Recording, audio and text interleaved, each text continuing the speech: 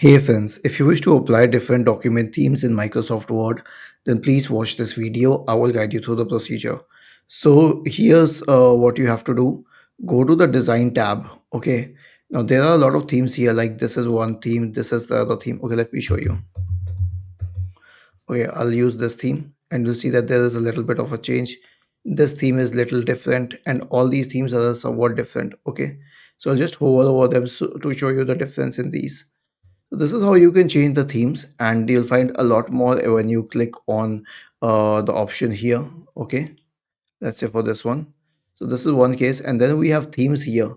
So this is one theme. Okay, with the green side. This is the other theme called integral with the green side. Okay, so even their fonts are different.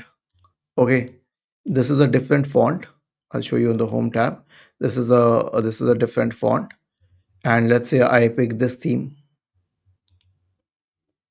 Okay, or let's say this theme, so it will also change the font.